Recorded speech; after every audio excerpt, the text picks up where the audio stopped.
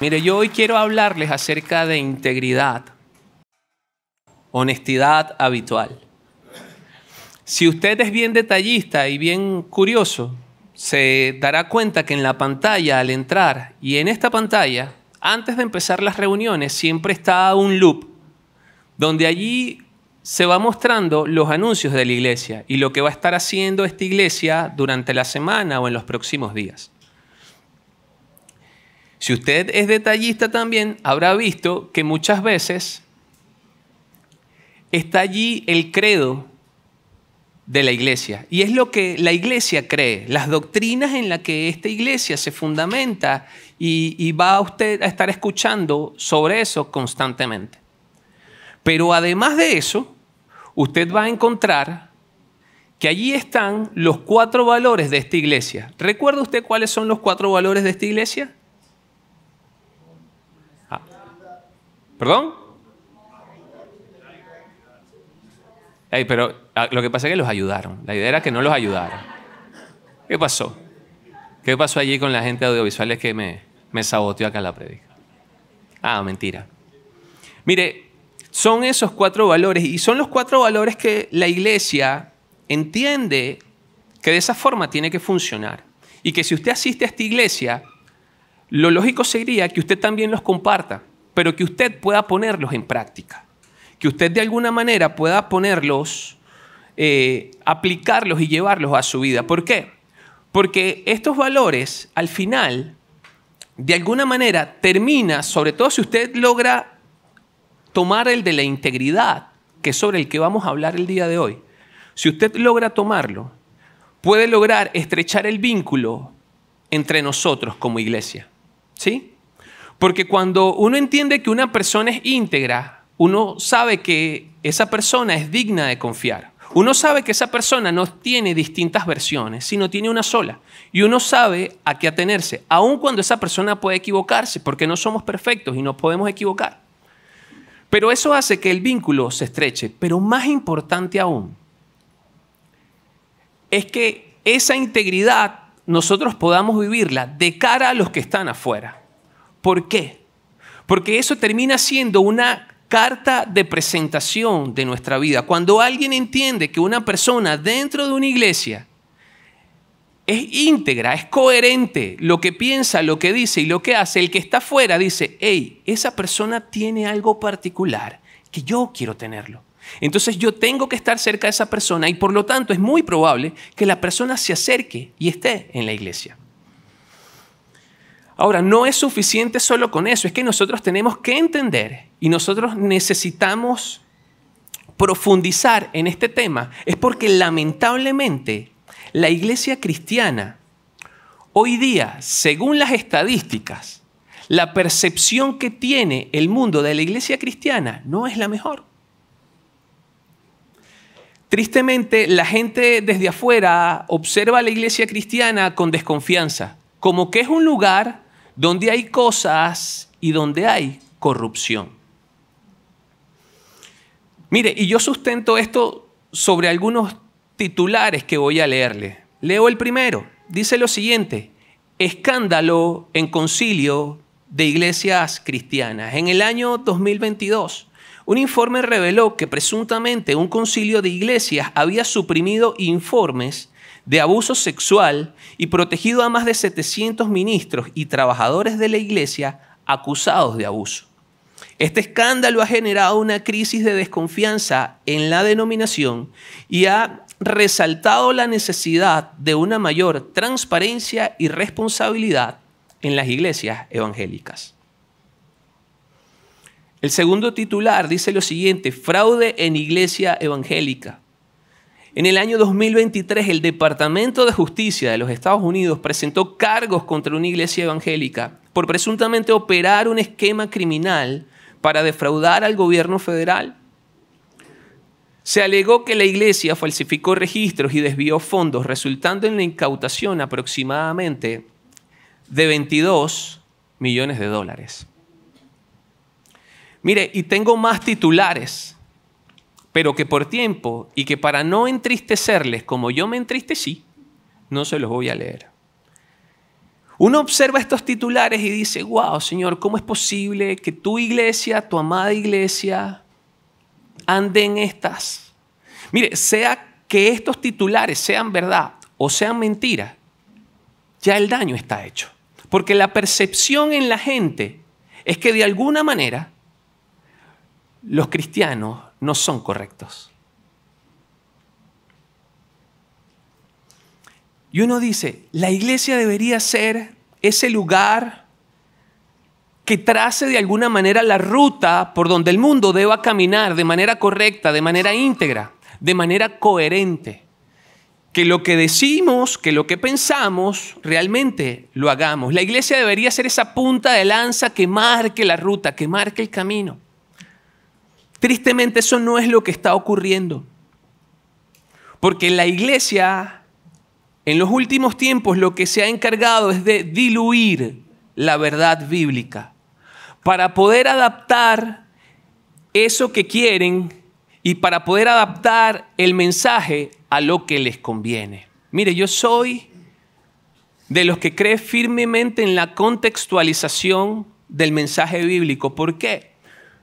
Porque la Biblia se escribió hace miles de años y aun cuando ella es viva y es eficaz, necesitamos trasladarla a los tiempos de ahora porque son tiempos distintos. Ahora bien, eso no da derecho a que nosotros diluyamos lo que está escrito en su palabra. Eso no da derecho a que nosotros cambiemos el mensaje que está acá. Eso no da derecho a que nosotros inventemos cosas que ni siquiera están escritas acá porque nos conviene. Eso no da derecho a no transmitir con fidelidad su palabra.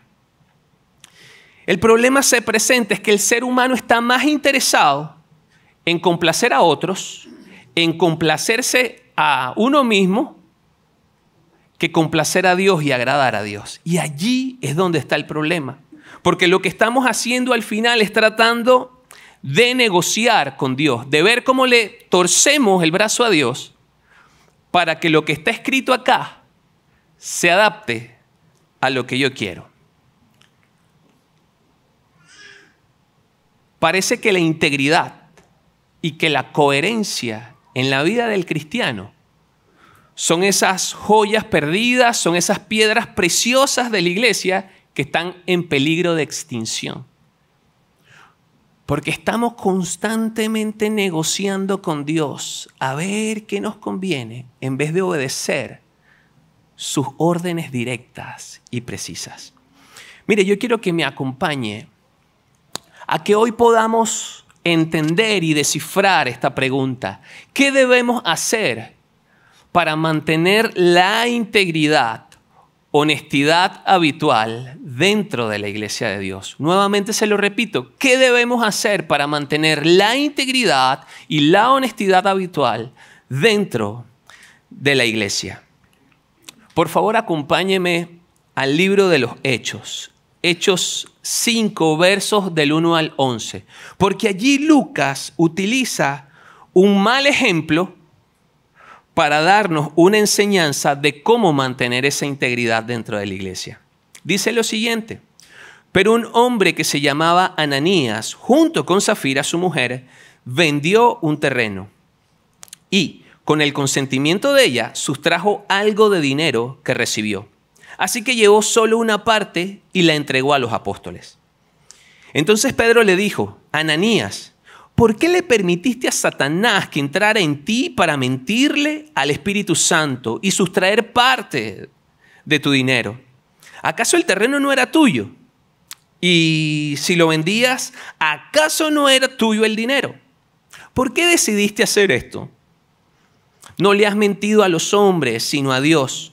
Al oír a Ananías estas palabras cayó muerto, y a todos los que se enteraron les entró mucho miedo. Entonces los jóvenes se levantaron, lo envolvieron, lo sacaron y lo sepultaron. Como 3 horas más tarde entró su mujer sin saber lo que había sucedido. Y Pedro le dijo: dime, ¿vendieron ustedes el terreno en ese precio? Y ella respondió: sí, en ese precio. Pedro dijo entonces: ¿por qué se pusieron de acuerdo para poner a prueba al Espíritu del Señor? mira, aquí vienen los que fueron a sepultar a tu marido, y ellos te sacarán también a ti. Al instante ella cayó muerta a los pies de Pedro. Y cuando entraron los jóvenes y la hallaron muerta, la sacaron y la sepultaron junto a su marido. Esto hizo que toda la iglesia y todos los que supieron esto se llenaran de mucho miedo. Venimos de semanas donde hemos estado estudiando el libro de los Hechos y ya vamos por el capítulo 8. Y encontramos que el Señor muere, resucita y pasa 40 días con sus discípulos. Comparte con ellos, les está enseñando, les está de alguna manera equipando, les está encargando cosas, les está comisionando cosas e inclusive les está dando una instrucción. Y la instrucción es que, hey muchachos, por favor, no se muevan de Jerusalén hasta que llegue y yo les entregue los que le prometí. ¿Usted recuerda que el Señor les había prometido a ellos? El Espíritu Santo. El Señor le dice, hasta que yo no les entregue poder a través del Espíritu Santo, ustedes no se muevan de Jerusalén. Y empezamos a ver cómo cosas impresionantes ocurren. Vemos en el libro en el capítulo 2 de Hechos, ese hermoso momento del Pentecostés, donde están los 12 apóstoles allí y el Señor derrama su Espíritu Santo sobre ellos. Y empiezan a ocurrir cosas impresionantes, a tal punto que Pedro se levanta y empieza a predicar. Y dice la Biblia que todos los que están allí conocen del Señor, que lo aceptan y que inclusive se bautizan. Y que alrededor de 3,000 personas se convirtieron en ese momento. Es decir, que uno ve cómo esta primera iglesia de Jerusalén, la primera iglesia, empieza a crecer. Uno ve que esa iglesia está creciendo de manera rápida, de manera fuerte, y se van añadiendo personas de manera que la iglesia va aumentando en cantidad, pero también va aumentando en calidad. Vemos entonces cómo de alguna forma Dios está respaldando y estando allí de cerca con los apóstoles, con los discípulos y con toda la gente que está llegando a esa iglesia. Y uno ve el relato y uno se maravilla de todo lo que está haciendo el Señor en esos 8 primeros capítulos que nosotros hemos visto. Pero necesitamos hacer un alto y regresar justamente al capítulo 5. Porque allí en el capítulo 5 el Señor está levantando bandera y dando esas sirenas de alarma cuando viene un terremoto, cuando hay guerras que empiezan a sonar sirenas. Eso es lo que el Señor está tratando de hacer acá en este capítulo. Porque el Señor está viendo que hay una actitud en Ananías y Zafira que no era normal y que es incorrecta. Y que Él necesita de alguna manera corregirla. ¿Sabe por qué necesita corregirla? Porque recuerde que es la primera iglesia. Y Él necesita asegurarse que esa iglesia crezca de la manera correcta. ¿Por qué? Porque es la iglesia modelo. Es sobre la iglesia donde todos los ojos están puestos y necesita asegurarse que esa iglesia crezca de esa manera correcta. Ahora, ¿qué tenía de especial esa iglesia? Para poder saber qué tenía de especial esa iglesia, uno tiene que irse a los 4 versículos antes del capítulo 5. Es decir, uno tiene que ir a Hechos 4, versos 32 al 37. No está en la pantalla, si quiere lo busca en su Biblia o me permite leerlo. Dice lo siguiente: todos los que habían creído eran de un mismo sentir y un mismo pensar. Ninguno reclamaba como suyo nada de lo que poseía, sino que todas las cosas las tenían en común. Los apóstoles daban un testimonio poderoso de la resurrección del Señor Jesús y la gracia de Dios sobreabundaba en todos ellos. Y no había entre ellos ningún necesitado, porque todos los que poseían terrenos, casas, los vendían. Y ese dinero de lo vendido lo llevaban y lo ponían en las manos de los apóstoles. Este era repartido según las necesidades de cada uno. Fue así como José, un levita de Chipre, a quien todos los apóstoles apodaban Bernabé, que significa hijo de consolación, vendió un terreno de su propiedad y entregó a los apóstoles el dinero de la venta. Mire, en esos versículos está contenido el modelo de la iglesia de Jerusalén que funcionaba a la perfección. Funcionaba como una maquinita, mira, nueva. Así como cuando uno compra un carro nuevo que eso acelera de a toque. Así estaba funcionando la iglesia. Era una iglesia nueva y sustentada bajo un modelo correcto. Ahora, necesitamos entender cuáles eran las características de esta iglesia. Y esta iglesia era que tenía una unidad radical. Dice el verso 32 que todos eran de un mismo sentir y pensar. Es decir, que no solamente esta iglesia compartía los bienes, sino que esta iglesia entendía que había un propósito en todos ellos. Y ese propósito era proclamar el evangelio. Así que todos se ponían de acuerdo con ese mismo pensar para ir y a predicar. Entonces, esta iglesia usted ve que va avanzando en unidad, pero además es una iglesia que tiene una generosidad voluntaria. Dice que los creyentes vendían propiedades y traían el total a los apóstoles. Mira, interesante, porque esto era un acto voluntario, no era obligatorio. No era que ellos necesitaban traer el dinero de lo que vendían para pactar. No era que necesitaban traer ese dinero para sembrar. No era que ellos necesitaban traer ese dinero para que Dios les diera más. Esto se trataba de un acto voluntario porque entendían de qué trataba la iglesia. Algunos utilizan esta primera iglesia para decir que la iglesia del Señor y este acto en particular era un acto socialista o un acto comunista. Y si usted revisa, no es así, porque la idea era traer todo lo que tenían y no es que se partían en pedazos iguales para repartirlo entre todos. Ese no era el principio. El principio era simplemente repartir a quien lo necesitaba. Y eso lleva entonces al tercer punto del modelo de esta iglesia, y es que la iglesia entendía que tenía un propósito. ¿Cuál era el propósito? Predicar el evangelio. Pero además de predicar el evangelio, es que ellos necesitaban sostener a los más vulnerables. Dice el verso 34 que no había ningún necesitado. Es decir, que la iglesia estaba compuesta por un modelo extraordinario de unidad radical, generosidad voluntaria y porque había un propósito. Era una iglesia que estaba funcionando bajo un propósito. Entonces, el modelo que está establecido acá, uno dice, wow, ¿cómo esa iglesia en esos tiempos pudo llegar a entender que esa era la forma? ¿De dónde sale este modelo? Y uno, ¿de dónde más va a salir? De la mente del Señor. Claro, pero tuvo que haber pasado algo que la gente entregara sus bienes a cambio de nada y por amor a otro. Yo les decía en la reunión de la mañana que si a mí me piden vender mi casa para darlo acá a la iglesia,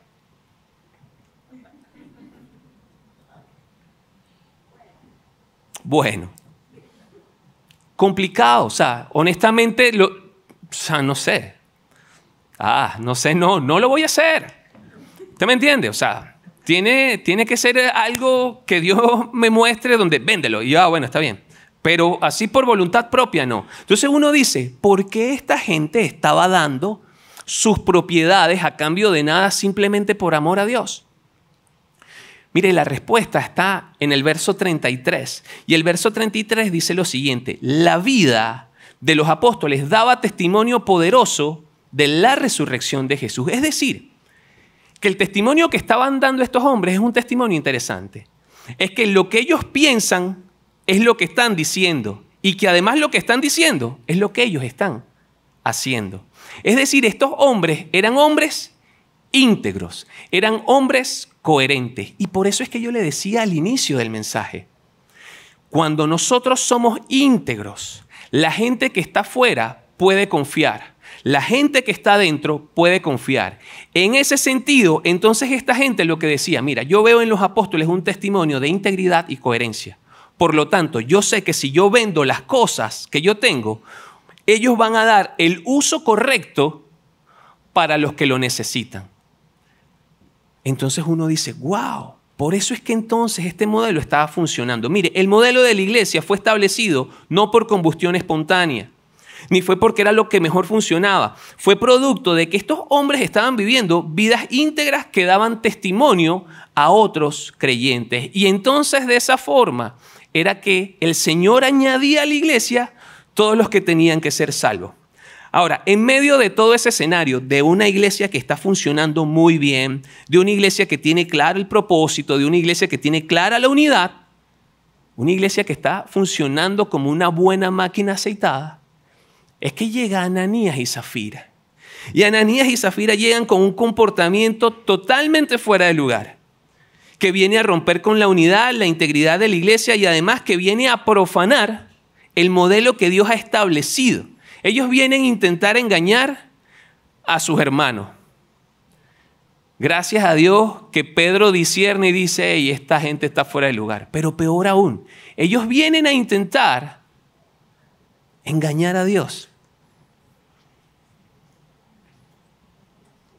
Mire, yo hablaba con los jóvenes de United la semana pasada en la reunión. Dani y Vanessa Góndola me dieron, hey, José, tienes que predicar acerca de esto. ¿Qué espera Dios de ti? Santidad y no religiosidad. Y ese era el tema. Y cuando empezamos a estudiar el tema, nos conseguimos con Mateo 23. Y en Mateo 23 viene Jesús, muy frontal, muy directo, muy al choque con los fariseos y le dice, hey, ustedes son unos hipócritas. Ustedes son unos hipócritas. Y lo dice en reiteradas oportunidades. Ustedes son unos hipócritas. Y cuando uno revisa la intención de Mateo al escribir hipócritas, lo que está tratando de decir, hey, ustedes lo que son unos farsantes. Ustedes son unos actores, ustedes son unas actrices. Que fingen lo que no sienten, que fingen lo que no son para poder obtener un beneficio. Y yo le decía a los muchachos, hey, los fariseos, si vivieran en nuestra época, ¿sabes qué estarían haciendo? Publicando sus fotos en el Instagram. Era gente que vivía de las apariencias, era gente que vivía de las redes sociales en el momento. Era gente que quería ser viral en ese momento sin que existiera un cambio y una transformación en sus vidas. Mire, esa es la misma actitud que tiene y que muestra Ananías y Zafira en este texto. Tienen una actitud de querer taquillar, de ser vistos, aplaudidos, admirados por su supuesta entrega. El punto es que su corazón no estaba siendo transformado. Y ellos lo que querían era resaltar. Ellos querían taquillar. Entonces todo este evento dramático, lo que está buscando el Señor nuevamente es asegurarse de que la iglesia crezca de la manera correcta, que este modelo de iglesia crezca de la manera correcta. El Señor necesita que esta iglesia en Jerusalén crezca en orden y crezca en disciplina. Por eso es que el Señor actúa de esta manera tan fuerte, porque uno ve, wow, el Señor no tuvo misericordia con ellos. No les dio una segunda oportunidad.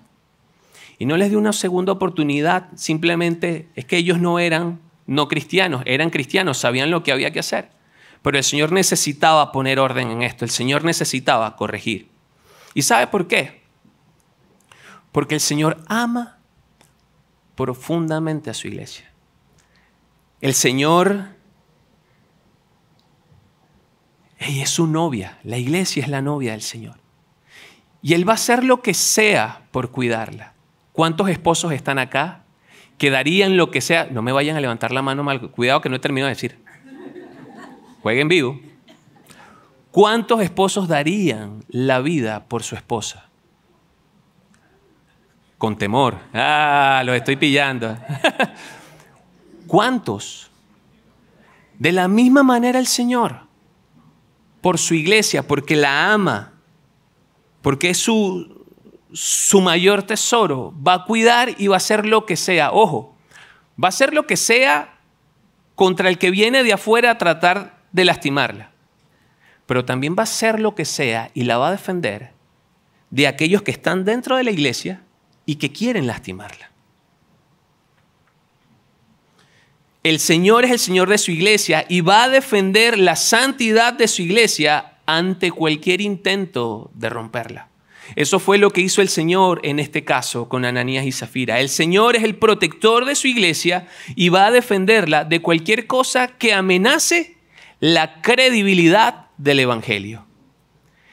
Esas dos cosas estaban siendo amenazadas con la actitud de Ananías y Zafira. Y el Señor tenía que venir como ese esposo valiente a defender a su novia y a cuidarla y a protegerla. Iglesia, no sé si se ha fijado, pero eso no pasó en el tiempo de la ley. Eso pasó en el tiempo de la gracia. Eso quiere decir que el Señor, entendiendo que Él es el mismo, ayer, hoy y siempre, Él puede actuar de la misma manera el día de hoy. Solo es su gracia, solo es su misericordia por la cual Él en algunos momentos no actúa como nosotros merecemos que Él actúe. Entonces, entendiendo que todas estas proposiciones son correctas, nosotros nuevamente necesitamos entender y darle respuesta a esa pregunta: ¿qué debemos hacer para mantener la integridad y la honestidad habitual dentro de la iglesia? Mire, lo primero que dice es que necesitamos cuidar el corazón. Dice el verso 3, entonces Pedro le dijo: Ananías, ¿por qué le permitiste a Satanás que entrara en ti para mentirle al Espíritu Santo y sustraer parte del dinero? Si nota, allí dice, le permitiste. Y la intención de Lucas cuando escribe esto es tratar de transmitir la idea de llenar, de completar algo. ¿Cuándo uno llena o cuándo uno completa algo? Cuando está vacío, ¿cierto? O cuando está a mitad. Interesante entonces, porque eso es lo que está mostrándonos, es que Ananías y Zafira, de cierto modo, tenían su vida, tenían su corazón a media máquina, medio lleno.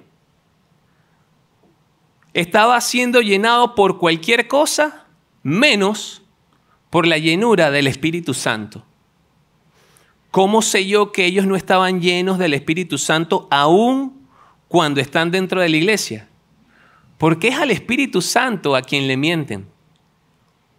Ellos estaban viviendo vidas muy distintas a lo que la gente en la iglesia estaba viviendo. Y presta atención, porque cuando yo estoy hablando de llenura, no estoy hablando de manifestaciones del Espíritu Santo. Eso es otra cosa. Yo estoy hablando del testimonio que da una vida llena del Espíritu Santo. Mire, la forma como está escrito esto nos indica que es una decisión y es una responsabilidad del ser humano revisar qué cosas son las que nosotros estamos permitiendo y qué cosas son las que nosotros estamos dejando entrar en nuestra vida. Porque al final eso que nosotros dejamos entrar a nuestra vida termina definiendo quiénes somos nosotros. El cuidado del corazón no es un esfuerzo moralista, sino una respuesta de obediencia que está sustentada por el Espíritu Santo. Si se lo pongo de otra manera, es cuando el Espíritu Santo viene y llena nuestra vida con ese fruto del que está hablando Gálatas 5, 22, 23. Es entonces el fruto, es el que da el sustento, es el que da la base para que nosotros podamos obedecer todas aquellas cosas que el Señor está pidiendo de nosotros. Es decir, que nosotros necesitamos cuidar el corazón, iglesia. Necesitamos asegurarnos que lo que llene nuestro corazón sea el fruto, sea el Espíritu Santo y no cualquier otra cosa. Santiago 4:8 lo dice de una manera distinta. Dice, acercaos a Dios y Él se acercará a vosotros. Limpiad vuestras manos, pecadores, purificad vuestros corazones, vosotros los de doble ánimo. Es decir, que usted y yo necesitamos abandonar la doble vida. Usted y yo necesitamos abandonar la actuación.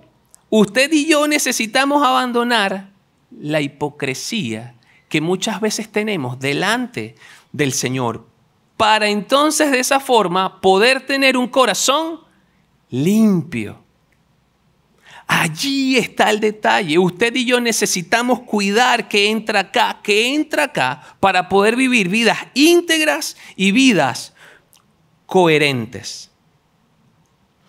Mire, hoy día, en 2025, la falta de asumir la responsabilidad y el cuidado de lo que llena nuestros corazones y esa falta de ser intencionales en crecer espiritualmente de manera correcta está afectando de manera grave la integridad de la iglesia. Esa falta de integridad y esa falta de estar mintiéndole constantemente a Dios se está repitiendo constantemente en la iglesia en el 2025. Por eso veíamos titulares como los que leía al inicio. La humanización de Dios, el relativismo respecto a la verdad y a la autoridad que tiene la palabra, tristemente están ganando la partida. Y la iglesia cristiana está empezando a vivir conforme a la cultura del mundo, en vez de la iglesia cristiana marcar la ruta por donde debemos caminar y por donde debemos ir. En vez de estar siendo, como decía al inicio, esa punta de lanza que marque el camino, que diga, ¡hey mundo! Es por acá, las cosas en orden, las cosas de manera correcta, las cosas con integridad, las cosas con coherencia. Nosotros estamos saliendo de acá y montándonos en el carrito de la cultura del mundo. Iglesia, tenemos que cuidar el corazón. Tenemos que cuidar el corazón que entra acá y que entra acá. Dice Proverbios 4:23. ¿Alguno se lo sabe? Sobre toda cosa guardada, porque de él guardemos el corazón, iglesia. Guardemos el corazón, guardemos lo que entra acá, guardemos lo que hay en nuestra vida. Seamos unos vigilantes, seamos ninjas. Me acuerdo a Esteban allí siempre con su... Papá, te voy a dar con la katana. Así mismo tenemos que hacer. Viene algo que no es correcto, saque su katana. Córtelo, elimínelo. Permítame ilustrarle esto con algo que me ocurrió esta semana, que llegó José con sus cuentos domingueros. Mire, tuve una reunión el día lunes con unos amigos. Éramos 5, estábamos en un café, ya habíamos comido, estábamos haciendo sobremesa. Así que lo único que queda sobre nuestras mesas son vasos de agua. Y el joven que estaba con nosotros, mire, nos atendió espectacular. Cada vez que el vaso se vaciaba, este muchacho llegaba y lo llenaba. Si el vaso estaba a la mitad, venía y lo llenaba rapidito. Mire, si uno tomaba un sorbo, él venía y lo llenaba. Mire, literal, uno sentía que le estaba respirando acá en la nuca y uno decía, wow. Así que bueno, está este muchacho y nosotros estamos conversando, pero con nosotros está Scott. Es un gringo. Tiene problemas gástricos en este momento, así que él no puede tomar cualquier agua. Él prepara su agua y a donde sea se lleva su botellita de agua. Así que él está en la mesa y cada vez que veía, ya él había observado lo intenso que era este joven y la buena atención que nos estaba dando. Y él dice, cada vez que te viene a llenar, yo tengo que llenar mi vaso de agua para asegurarme de que no me la llene. Así que cada vez que venía, salía Scott, siempre con su vaso arriba, lleno. En un momento, Scott le toca hablar y se descuida. Y su vaso está a la mitad. Y mire, el joven está con su jarra de agua y observa que Scott está hablando y el vaso está vacío, los demás están llenos y él dice... Mi oportunidad. Lo que no he hecho en todo el día lo voy a hacer ahora. Y este joven va emocionado. Mire, yo estoy en aquella esquina viendo que el muchacho viene emocionado, una sonrisa. Yo no sé si está buscando una mejor propina, pero va y cuando va a echar el agua, Scott lo ve por el rabito del ojo y le dice, ¡no! El muchacho salta, se va atrás asustado. Todos decimos, ¡hey! ¿Qué pasó? Claro, nosotros entendemos por qué lo está haciendo Scott. En mi vaso tú no echas tu agua. Rápido la llena. Y yo decía, es que es así. Así es como tú y yo necesitamos cuidar nuestro corazón. Porque Scott sabe que si esa agua que le venía a servir al muchacho, él la ingería, iba a terminar en urgencias. De igual manera tú, si tú no cuidas tu vaso de agua, si tú no cuidas tu corazón y dejas que cualquier agua entre en tu vida, iglesia, vas a terminar en urgencias. Vas a terminar en urgencias. Necesitamos nuevamente ser como esos ninjas.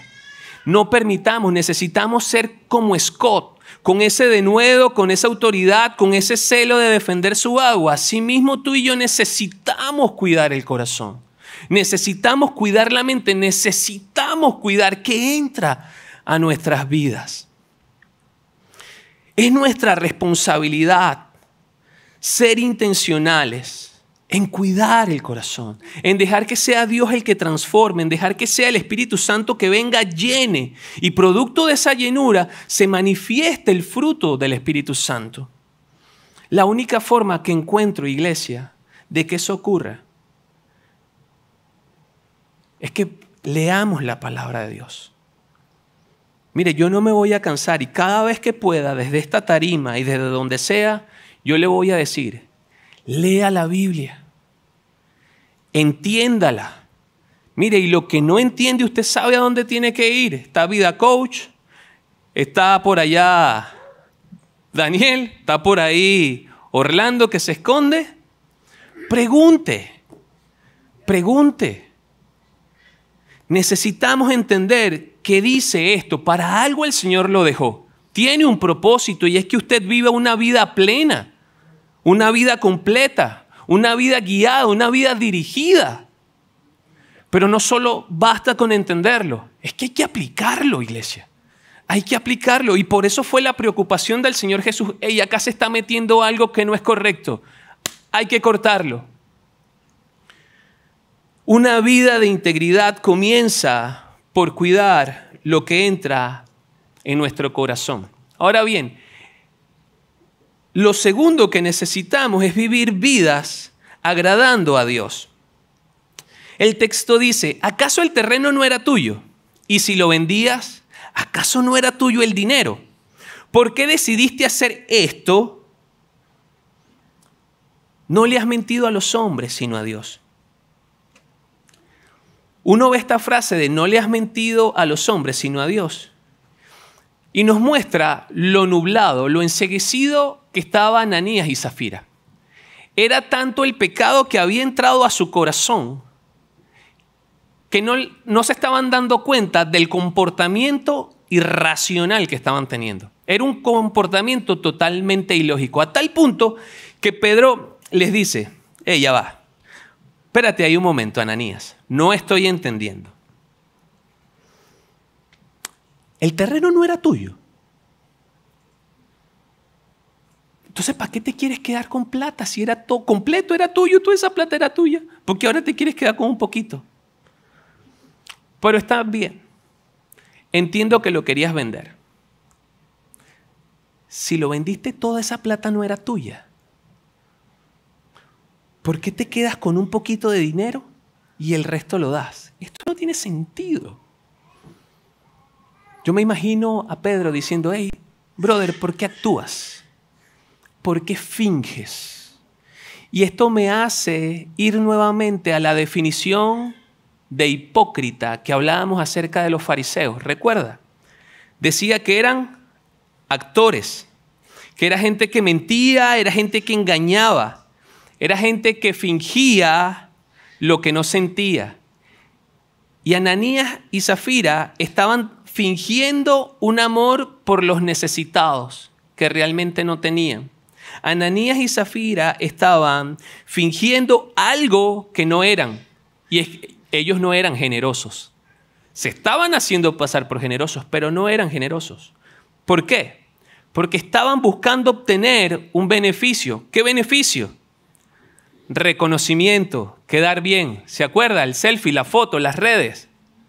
Eso era lo que ellos estaban buscando, reconocimiento, un reconocimiento que ellos no habían tenido. Y es el mismo comportamiento, yo no sé si usted recuerda, que tuvo el rey Saúl. El rey Saúl en el primer libro de Samuel, en el capítulo 15, dice que Samuel se acercó a Saúl para darle una orden estricta de Dios a Saúl. Y dice lo siguiente, Samuel diciéndole a Saúl: así que ve y mata a los amalecitas, destruye todo lo que tienen, no le tengas compasión a sus hombres ni a sus mujeres, y ni siquiera a sus niños de pecho, ni a sus vacas, ni a sus ovejas, ni a sus camellos, ni siquiera a sus asnos. Mire, el Señor le está dando una orden expresa, muy clara. Una orden que Saúl simplemente tenía que obedecer y hacerlo. Y adivine qué hace el rey Saúl. La obedece a medias. Deja vivo al rey Agag, se queda con todo el ganado, y cuando se acerca Samuel le hace la pregunta: hey Saúl, ¿hiciste lo que Dios te dijo?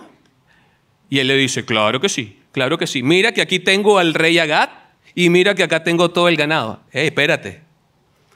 No te dije que acabaras con todo. Sí, pero es que dejé al rey Agag vivo para que diera testimonio de que yo maté a todos los amalecitas. Y además, tengo todo el ganado porque con todo este ganado vamos a hacer un sacrificio para el Señor.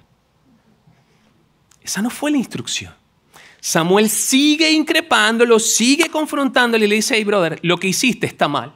Y entonces ahí Saúl como que cae en cuenta y dice el verso 24 de ese capítulo 15: reconozco mi pecado. He faltado al mandamiento del Señor y a tus palabras. Y es que tuve miedo del pueblo y cedí ante sus exigencias. Yo te ruego me perdones mi pecado. Mire, el pecado de Saúl fue tratar de agradar a la gente antes de agradar a Dios. La pregunta que hoy nosotros necesitamos hacernos en el 2025 es: ¿a quién estamos tratando nosotros de agradar antes de agradar a Dios? ¿Cuántas veces estamos tratando de testear, de negociar con Dios, de obedecer de manera parcial como lo hizo Saúl, para buscar el favor de otros y para recibir el reconocimiento por cosas que ni siquiera merecemos? No podemos seguir viviendo vidas al nivel de transacciones con Dios, donde buscamos cómo torcerle, iglesia, el brazo a Dios, donde cómo buscamos la verdad bíblica que está escrita, cómo de alguna manera la manipulamos para hacer lo que nos conviene y no hacer lo que Dios dicta acá. El Señor hoy nos está llamando a que vivamos una vida que le agrade, una vida que realmente le honre. Y mire, yo no le estoy hablando de ser santurrones. No se trata de ser santurrones, no se trata de llevar la Biblia bajo el brazo 24/7 y predicar en el metro o en una plaza. No se trata ni siquiera de llevar vidas perfectas, porque nosotros no podemos tener vidas perfectas. Se trata de vivir vidas coherentes, vidas que lo que pensamos sea lo que decimos y eso que decimos sea lo que vivimos. El problema en la iglesia es que estamos viviendo en desconexión total. No logramos conectar lo que pensamos con lo que decimos y mucho menos con lo que hacemos. Por eso es que tenemos titulares como los que están al inicio. Mire, yo veo sus caras y créame, yo no quiero regañar. Yo oraba, yo le decía al Señor: ayúdame a que esto no suene a regaño. Esto es una bandera de alerta que Dios nos da. Está sonando la sirena y está diciendo: iglesia, juega vivo. Juega vivo, porque es fácil. Si tú no cuidas tu corazón y si tú no vives agradándome, es fácil que cometas el error que cometió Ananías y Zafira y trates de agradarte a ti primero y trates de agradar a los demás antes de agradarme a mí. Mire, hay una frase que me encanta de John Maxwell y que habla acerca de la integridad. Dice: la integridad es hacer lo correcto incluso cuando nadie te ve. es hacer lo correcto incluso cuando nadie te ve. Y qué interesante, porque esto me recuerda algo también que me pasó esta semana. Viene José con otro de sus cuentos. Vamos a ver cómo lo logro ilustrar. Mi esposa Vanessa trabaja en el mismo lugar donde mi hijo Esteban estudia. O sea, cuando yo tengo que llevarlos en la mañana, el colegio queda de este lado, pero yo tengo que entrar por la mano derecha. Entonces, es una recta larguísima allá en Costa Sur. Y entonces uno va, pero no puede entrar directo, sino que tienes que avanzar un poco más y hacer un giro en U para poder entrar. Pero adivine qué, en ese giro en U hay un letrero grande que dice prohibido el giro en U. Ey, me confieso, infinidad de veces yo di ese giro allí. Ahora, imagínese usted que, bueno, me pasé ese, quise ser medio íntegro y me pasé. Más adelante de ese cruce prohibido está el cruce a otra barriada. Y adivine qué dice. Prohibido el giro en U. Y uno dice, oye, pero ¿para qué ir tan lejos y dar un giro en U? Eso no tiene nada de malo, un giro en U. Está la señal que te dice prohibido. Entonces uno tiene que ir hasta el final de esa recta y allá sí hay un cartel enorme que hasta luces tiene. Usted puede dar el giro en U. Mire, nadie va a dar el giro al final, nadie. El colegio manda un comunicado y dice, todos los padres y representantes necesitan ir a dar el giro en U al final. Y bueno, está mi esposa y mi esposa poniendo orden me dice, hey, hay que ir a dar el giro allá al final. Y yo, ay, Vane, está bien. O sea, todas las mañanas vamos y yo voy contento porque adivinen qué, voy a ser un hombre íntegro que muestre y dé el ejemplo a su esposa y a su hijo. Y todas las mañanas yo voy, mire, rectecito, el volante ni se mueve, es como si va en piloto automático. Y llego hasta el final y giro y entro al colegio. Y belleza, soy un hombre íntegro. El problema se presenta cuando yo tengo que buscarlos en la tarde. Porque en la tarde no está Vanessa y no está Esteban. Y el jueves, adivine qué pasó. A Esteban le gusta, oye papi, venme a buscar temprano. Y yo iba tarde.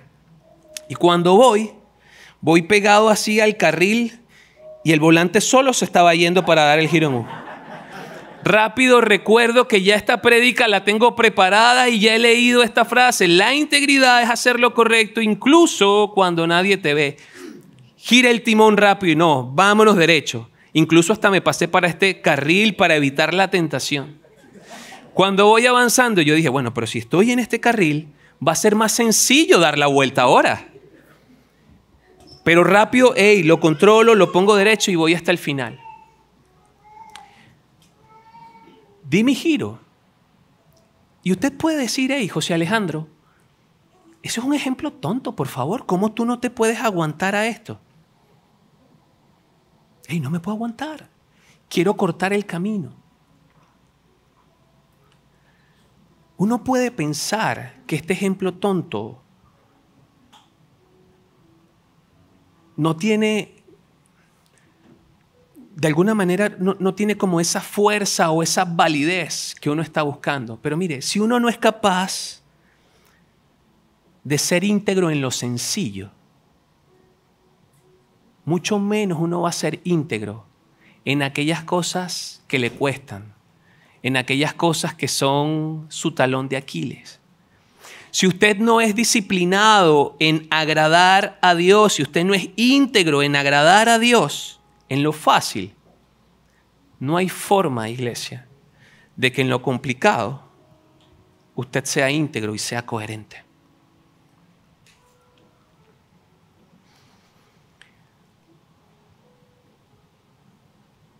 La integridad es el fruto de la humildad ante Dios. Significa que no hay compartimientos ocultos en tu vida, ni dobleces en tu carácter. Eres la misma persona en público y en privado. Porque sabes que Dios ve ambos.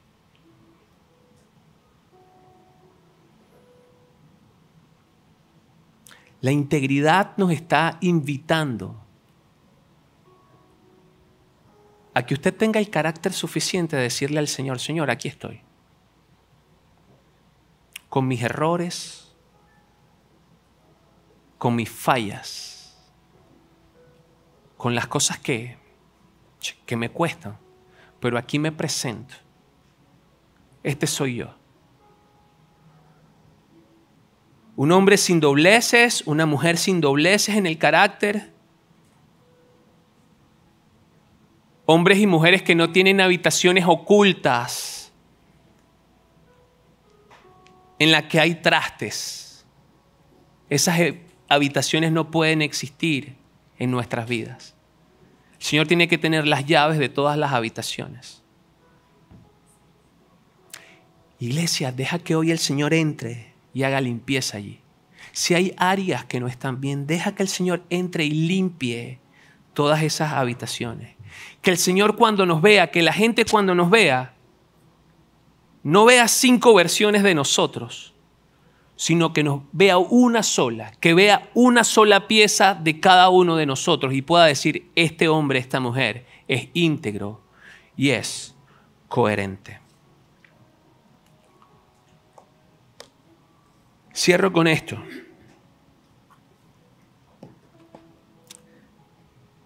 Iglesia, no seamos parte de la gente que diluye el mensaje de Dios, que diluye la Escritura. No seamos parte de esa gente que inventa cosas, de esa gente que no aplica la Biblia de manera correcta.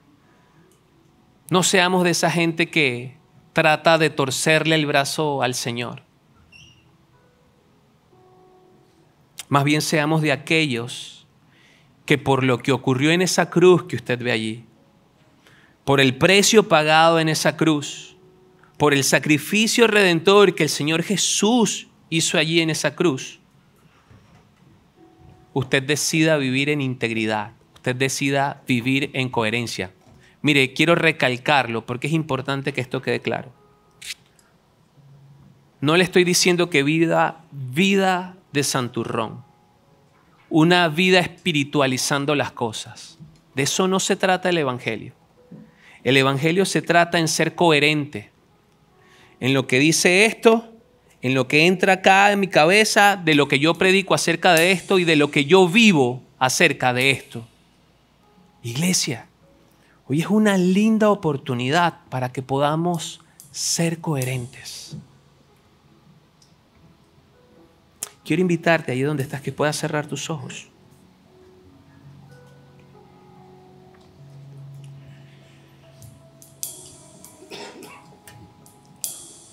Señor, yo sé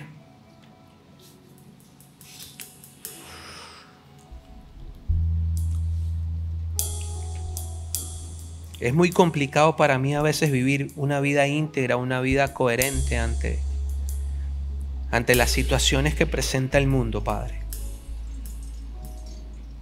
Desde cosas tan tontas como dar una vuelta en U hasta cosas tan difíciles que se pueden presentar en la vida. A veces ser íntegro, a veces ser coherente cuesta porque estoy mirando solo hacia adentro, porque estoy mirando solo en lo que a mí me parece y en lo que es bueno para mí. Pero pierdo de vista que tú fuiste el que me creaste. Pierdo de vista que tú fuiste el que me trajo a este mundo con un propósito, Señor. Pierdo de vista que no tengo que agradarme a mí, sino que tengo que agradarte a ti. Padre, yo te pido que en esta hora, por favor, puedas ayudarnos a todos los que estamos acá. Que entendamos que esta vida no se trata de agradarnos a nosotros o de agradar a los demás. Y claro que está bien agradar a los otros y añadirle valor a los otros. Y añadirnos valor a nosotros e inclusive consentirnos en ocasiones a nosotros. Pero que no lo hagamos a expensas de olvidarnos de ti y de no agradarte a ti. Que te agrademos a ti primero y luego como consecuencia agrademos a los demás y nos agrademos a nosotros, Señor. Ayúdanos a vivir vidas íntegras, vidas coherentes, vidas que realmente muestren el poder de tu palabra, el poder de tu amor, el poder de tu Espíritu Santo, Señor.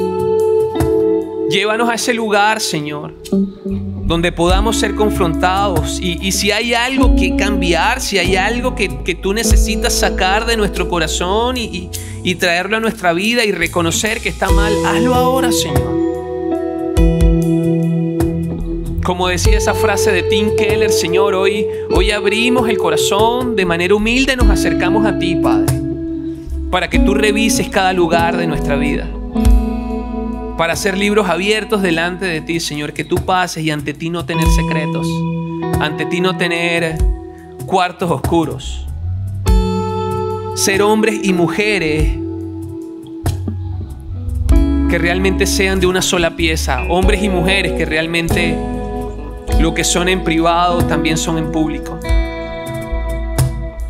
Hombres y mujeres que entiendan que uno de los valores de esta iglesia es la integridad, y que esa integridad es la que va a abrir puertas para que otros te conozcan. Esa honestidad habitual, esa honestidad que debe practicarse día a día, Señor. Esa honestidad que necesita ser trabajada día a día. Ayúdanos, Señor Jesús. Que tu misericordia, Señor, nos alcance. Que tu amor infinito, ese amor con el que defiendes a tu iglesia, nos alcance. Nos proteja, Señor. Pero que también nos confronte, Padre.